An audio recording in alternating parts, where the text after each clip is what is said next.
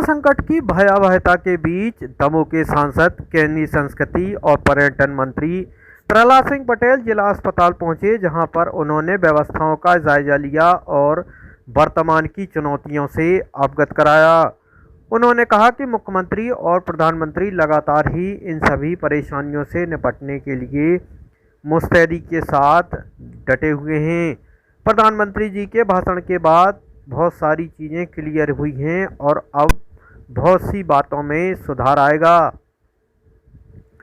भारत सरकार के केंद्रीय संस्कृति और पर्यटन मंत्री प्रहलाद सिंह पटेल जिला अस्पताल पहुंचे, जहां पर उन्होंने वार्डों का निरीक्षण किया, वहां की व्यवस्थाओं का जायजा लिया और चिकित्सकीय कार्य से जुड़े अधिकारियों से चर्चा कर आवश्यक वस्तुओं की उपलब्धता के विषय में जानकारी दी। उन्होंने कहा कि अफवाहों के चलते इंजेक्शन और ऑक्सीजन की कमी का मामला सामने आ रहा है, लेकिन सभी चीज़ों की पूर्ति हो रही है। उन्होंने कहा कि हमारी प्राथमिकता उनकी पूर्ति करना है। इसके साथ ही सभी को वैक्सीनेशन कराना भी पहली प्राथमिकता है। केंद्रीय मंत्री का कहना था कि दमोह के अस्पताल का लोड कम करने के लिए पथरिया, जवेरा, तेंदुखेड़ा और हटा में कोविड सेंटर शुरू करके वहां पर सुविधाएं देना प्राथमिकता के साथ किया जा रहा है, जिससे सभी को बेहतर और तत्काल इलाज मिल सके। उन्होंने अन्य बातों पर भी विस्तार से चर्चा की। मुझे लगता है कि आचार संहिता ने ये बड़ी दुविधा जिला प्रशासन के सामने तय कर रखी थी।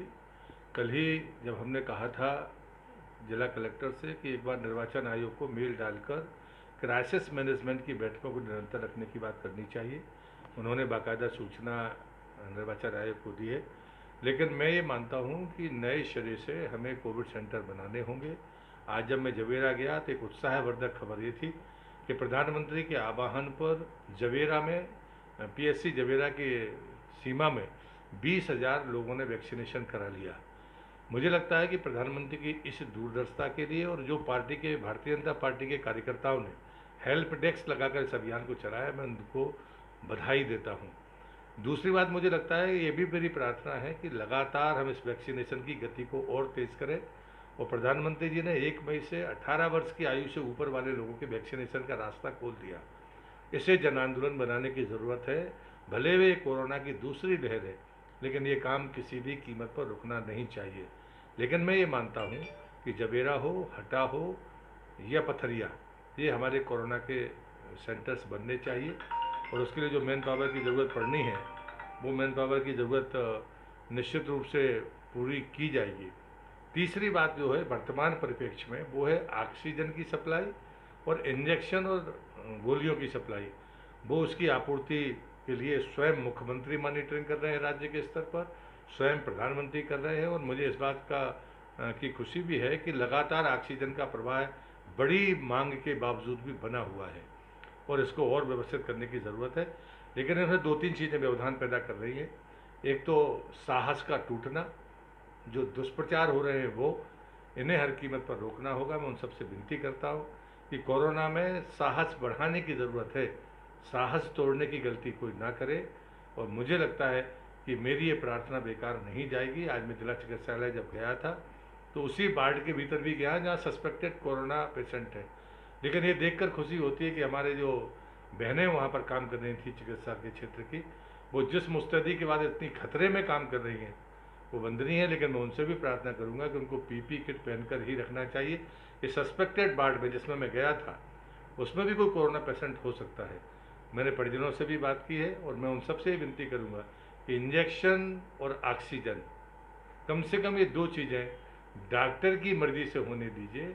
इसमें कोई ये कहे कि भाई मैं मानता हूँ, तो हमारे और आपके कहने से नहीं होना चाहिए।